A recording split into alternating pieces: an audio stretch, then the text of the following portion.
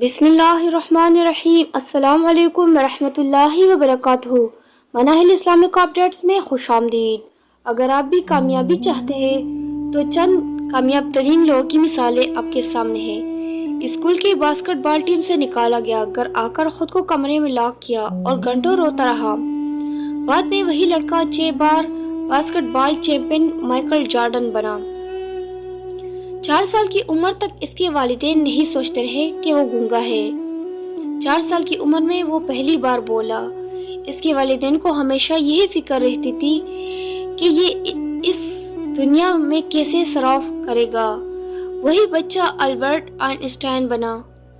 بطور news anchor job سے نکال دیا گیا کیونکہ بقول مالکن کہ وہ ٹیلی ویژن پر اچھی نہیں لگتی، فٹ نہیں بیٹھتی۔ بعد میں وہی عورت اوپرا ونفری بنی جسے پچھلی صدی کی طاقتور ترین خاتون کہا جاتا تھا، جو کہ متعدد ایوارڈ ونر ٹاک شو کی اینکر رہی ہے۔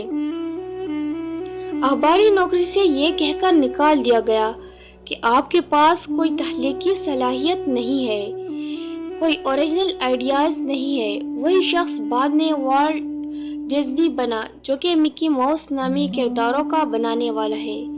11 سال کی عمر میں ٹیم سے نکال دیا گیا کیونکہ وہ ایک ایسی بیماری کا شکار تھا جس کے تحت انسان کا قد بڑھنا رک جاتا ہے۔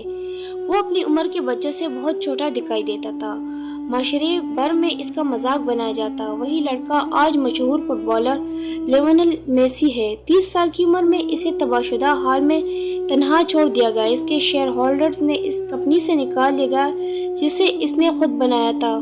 وہی شخص بعد میں دنیا کو ٹچ اسکرین ٹیکنالوجی سے آشنا کر گیا اور دنیا اسے ایپل کے بانی اسٹیو جابز کے نام سے جانتی تھی۔ ہائی اسکول سے نکالا گیا، نشے نے اتنا برباد کر دیا تھا کہ کئی بار خودکشی کی ناکام کوشش کی۔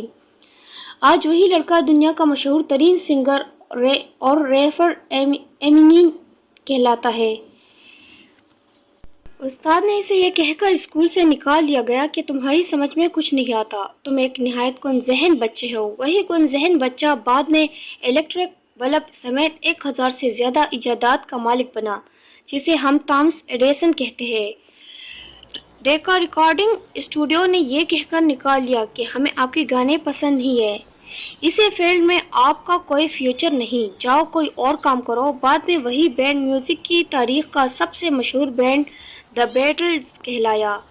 ان کی پہلی کتاب 27 پبلشرز نے مسترد کر دی اور چھاپنے سے انکار کر دیا۔ بعد میں ڈاکٹر سیز انگلش ادب کی تاریخ میں بچوں کے پڑھے جانے والے سب سے کامیاب مصنف بنے۔